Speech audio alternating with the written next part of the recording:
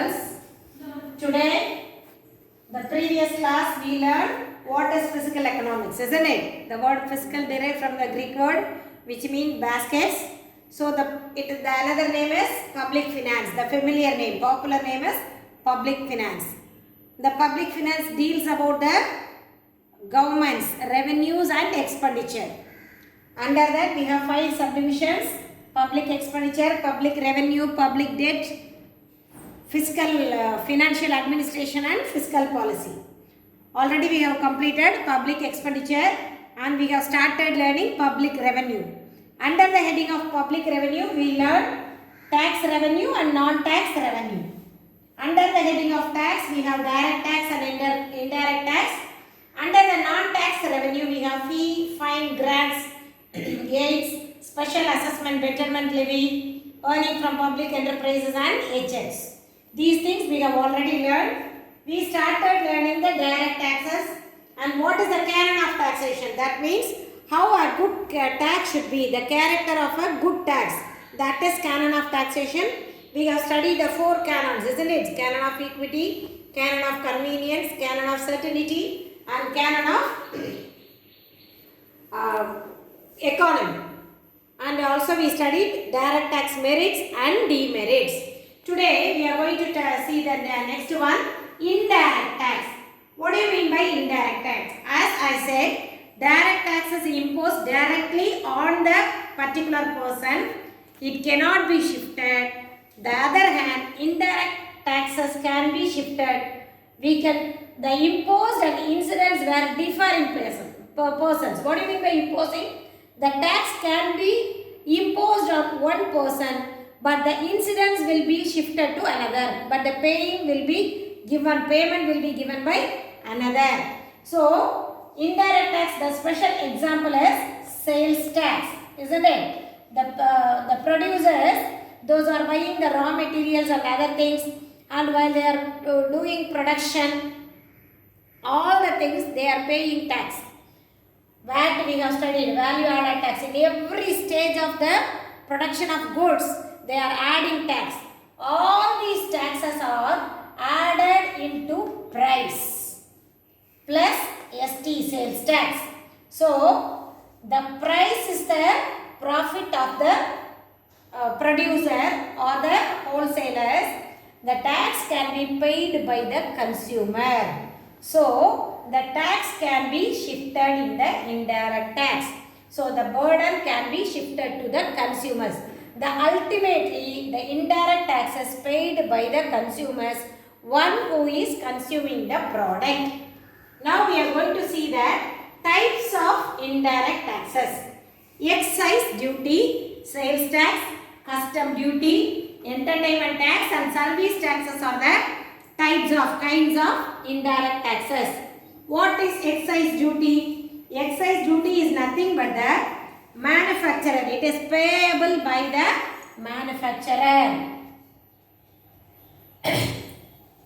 But he shifts the tax to the retailer and the wholesale traders.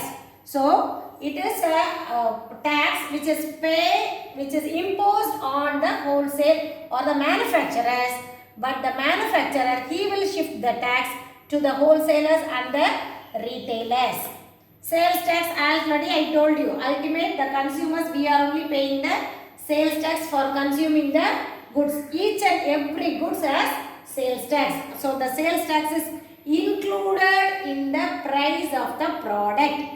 Usually, you can study MRP and ST. You can see this in all the goods what you are buying. And the custom duty, while you are importing or exporting goods from other countries, you have to pay the tax which is called custom duty. The Navy and the Air Force only, it comes under the control of Navy and the Air Force. There is a particular department of Customs Department. So, while you are bringing back purchasing the product from the other countries, from the outside of our country, you have to pay the custom duty for purchasing the goods from outside. Entertainment tax, while you are going for a movie, you are buying tickets, isn't it? The cinema tickets. the tickets included the entertainment tax. கேளிக்கை வரி அப்படின்னு சொல்லுவாங்க. So the ticket cost is included with the tax given by the government. There also the cinema theater owners, they are not bearing their tax. They will shift their burden to the viewers, one who is watching the movie or other things. Service tax, at the last one is service tax. The charge imposed on services.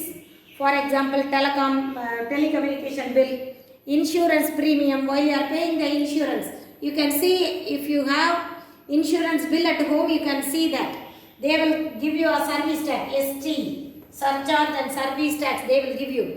Even nowadays, while you are using the mobile, you are paying the tax. If you are using the ATM machines, you have to pay the tax. Service tax you are paying to the banks. So these are all the taxes indirectly, which is ultimately which is given burden on the consumers, one who is consuming the goods. And the next one we are going to see is merits of indirect tax. Already we have studied the merits of direct tax, isn't it? It is equity, progressive manner and other things.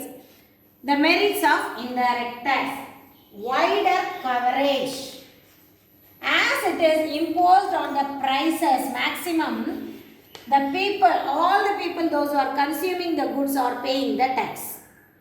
But in the direct tax, if based on the income tax, the people, one who is earning more income will pay the income tax.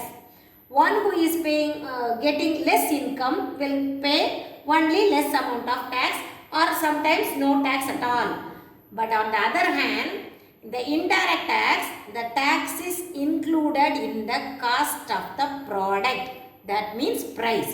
So the people, whether they are rich or poor, high or low, whomever they are purchasing the product, they have to pay the tax. So the compare with direct tax, indirect taxes cover wider coverage. It has wider coverage. And equitable, second one is equitable. What do you mean by this? It satisfies the canon of equity. Already we have studied, isn't it? It doesn't see about whether it is rich or poor, high or low. All the people, one who is consuming the goods, they are paying the tax. It doesn't talks about the people or their income status and other things. So all the people they are paying. So it is a taxes. It has equitable. Economical, as I said, for the direct tax, when they are collecting the income tax, they are making camps. The income tax officers, they will make camps. They will sit in one place. They will ask the payers to come and pay the tax. And there are some expenses the government is spending for tax collection. But here, the retailer or the shopkeeper, he worked as a honorary tax collector, isn't it? Without knowing, we are paying all the tax. So he is not doing any separate job like direct tax. While they are collecting the income tax, the people they are working in a separate office and they are collecting. But in the indirect tax, there is not at all a separate collection center and other things because it is included in the price. So it is very economical. There is no need of separate collection of indirect tax. And it checks harmful consumption. For example, while you are consuming some of the products which are not good for the society, even the good which is not good for a human being, the government impose more tax so that the government can reduce the consumption of the goods. For example, cigarettes and liquors. If they impose more tax on that particular product, the consumers, the people, one who is consuming that will consume less if the cost is more. If the price is more, they will not consume more. The consumption will be reduced, which will be help for the society and also for the individual. And then convenient. The last one is convenient. So collecting the indirect tax, it is only levied on commodities and services. So whenever we are making purchase and we are paying the tax with price, we do not pay, it's a burden, isn't it? While if you pay an income tax separately, yesterday I told in the previous video while I am talking about the direct tax, I told the government officials every year in the month of March the government will deduct the income tax from their salary. They feel bad on that month, isn't it? They cannot manage their expenses. But in the indirect tax, we do not feel that because we are paying along with the price. We don't think that we are paying the tax. So it never hurt us. We never feel that burden. Do you understand, girls? So these are the merits of indirect tax. And then demerits of indirect taxes. Now let us see the demerits of indirect taxes. First one, higher cost of collection. So the indirect taxes is higher than the direct taxes, isn't it? So the government has to spend huge money to collect indirect taxes. And then inelastic. Indirect taxes are less elastic compared to direct tax because indirect taxes are generally proportional. So it is proportional, inelastic. Regressive, what do you mean by regressive? You have studied in the direct tax, you studied progressive. Progressive means based on the income the tax increase. I told, isn't it? Based on the income the tax rate increase is progressive. Here regressive means the indirect tax, it doesn't bother about the income. Whether it is rich, who is rich or poor, high or low, the tax amount will be collected. Sometimes it will be regressive in nature. Sometimes it will be unadjusted. Okay. Uncertainty. That I already told you. Direct taxes we know. When we have to pay, how much we have to pay, to whom we have to pay, everything we know in direct tax. But in the indirect tax, we do not know that certain time. It is uncertainty because the indirect taxes increase when the price rise, isn't it? If the price rise means the indirect taxes also raised because the indirect taxes are only kept on the prices. So if the price rise means the indirect tax rate will be raised. So the government is uncertain about the expected revenue collection. So the government cannot expect the revenue because I told already the government make its expenses based on their revenue and they will based on the expenses they will collect the revenue, I told, isn't it? So first they will decide what they are going to spend, then they will decide how they are going to collect the fund. Here the price is not fixed, isn't it? It never be constant. Then how can the government decide that how much amount they will get from the indirect tax? It is uncertain, isn't it? They cannot decide the tax, the revenue which they are going to collect from the indirect taxes. And the last one, no civic consciousnness. What do you mean by that? As the tax is hidden in the price, because I already told you indirect taxes is added in the price. So as it is hidden in the price, the consumers, they are not aware of paying the tax. They never bother about paying the tax. Even nowadays I told, isn't it? We never get the things by collecting the bills.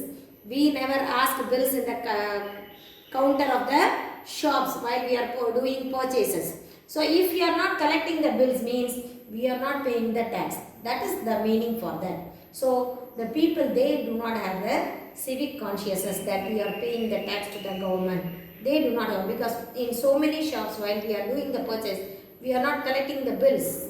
What does it mean particularly in the jewelry shop, isn't it? We want to reduce the rate of the ornament which we are going to buy. So we ourselves, we will ready to say that we don't want bills for this particular product or the particular jewelry. So what does it mean? That we are not paying to the government. We are doing the tax evasion. So there is no civic consciousness of the people because the indirect taxes is fixed on the price.